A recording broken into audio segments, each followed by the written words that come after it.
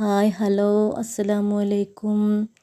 എല്ലാവർക്കും പുതിയൊരു വീഡിയോയിലേക്ക് സ്വാഗതം. നമുക്കിന്ന് കടല കൊണ്ട് നമുക്കൊരു സലാഡ് ഉണ്ടാക്കിയെടുത്താലോ.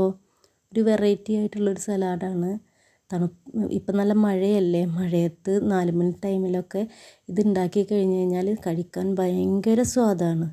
അപ്പോൾ എല്ലാവരും വീട്ടിൽ ഇതൊന്ന് ട്രൈ ചെയ്ത് നോക്കണം. നമുക്കിതെങ്ങനെ ഉണ്ടാക്കാൻ നോക്കാം. കുറച്ച് മല്ലിയില, ചെറിയൊരു ക്യാരറ്റ്, പകുതി കുക്കുംബർ, ഒരു സവാള, അതുപോലെ തന്നെ ചതക്കാനായിട്ട് ചെറിയൊരു കഷ്ണം ഇഞ്ചി വേണം, 3 പച്ചമുളക് വേണം, 10 അല്ലി വെളുത്തുള്ളി. ഇത്രയാണ് നമുക്ക് താളിക്കാനായിട്ട് ആവശ്യമുള്ള സാധനങ്ങൾ. അപ്പോൾ നമുക്കിനി ഇത് എല്ലാതും കൂടിയിട്ട് നമുക്കിതൊന്ന് മുറിച്ചെടുത്തിട്ട് വരാം.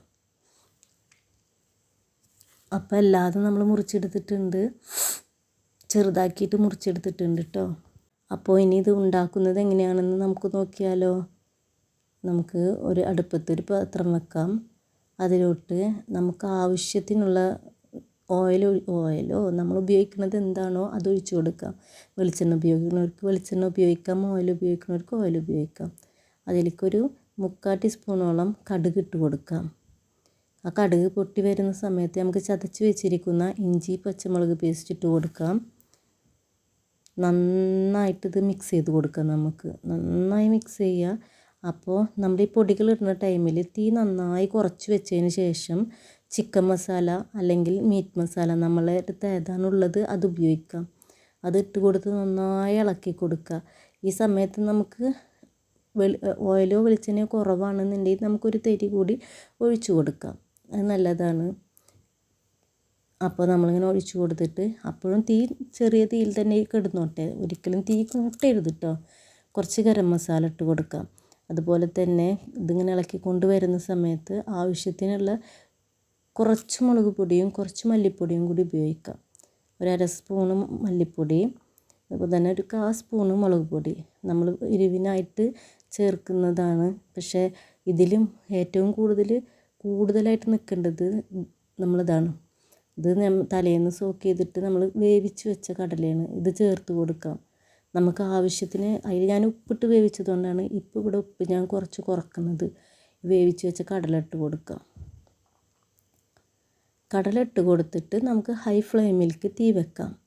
എന്നിട്ട് നന്നായിട്ട് ഇളക്കി കൊടുക്കാം. കാരണം അതിലത്തെ വെള്ളം ആ മസാലയിൽ കിടന്നിട്ടൊന്ന് കുറുകാനും ഉണ്ട്, ഒന്ന് വറ്റാനും ഉണ്ട്. ഉപ്പൊക്കെ നോക്കി കറക്റ്റാണോ എന്ന് നമ്മൾ നോക്കി വെക്കണം. കാരണം സലാഡിൽ നമ്മൾ ഉപ്പ് ചേർക്കുന്നില്ല, ഇനി ഒന്നിലും നമ്മൾ ഉപ്പ് ചേർക്കുന്നില്ല. അപ്പോൾ ഇതിൽ നമുക്ക് ആവശ്യത്തിനുള്ള ഉപ്പിടണം.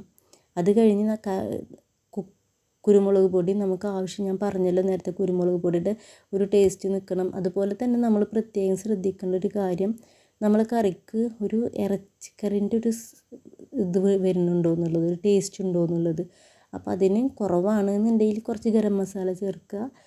ഇത് ഇറക്കാൻ നേരത്ത് നമുക്ക് കുറച്ച് മല്ലിയില ഇട്ടിട്ടൊന്ന് ഇളക്കിയെടുക്കാം. ഇത് മല്ലിയിലയുടെ ഒരു ഫ്ലേവറും കൂടി ഇതിലോട്ട് ഇറങ്ങാൻ വേണ്ടിയിട്ടാണ്. അപ്പോൾ എല്ലാതും കൂടിയിട്ട് നല്ല സ്മെല്ലാണ് വന്നുകൊണ്ടിരിക്കുന്നത്. നമുക്കിത് സെറ്റ് ചെയ്യാം. ഒരു 3 ഭാഗമാക്കിയിട്ട് അതിൻ്റെ ഒരു ഭാഗമാണ് നമ്മൾ ഫസ്റ്റത്തെ ലെയറിൽ തട്ടേണ്ടത് കേട്ടോ. ഇത് ലെയറായിട്ടാണ് നമ്മൾ ചെയ്യുന്നത്. എന്നിട്ട് അതിന് ശേഷം ആദ്യത്തെ ലെയർ ഇട്ടതിന് ശേഷം അതിന് മുകളിൽ കുറച്ച് കുക്കുംബർ ഇട്ട് കൊടുക്കാം. കുക്കുംബർ ഇട്ടതിന് ശേഷം നമുക്ക് അതിൻ്റെ മുകളിലായിട്ട് കുറച്ച് ക്യാരറ്റ് വിതറി കൊടുക്കാം. അതിന് മുകളിൽ സവാള.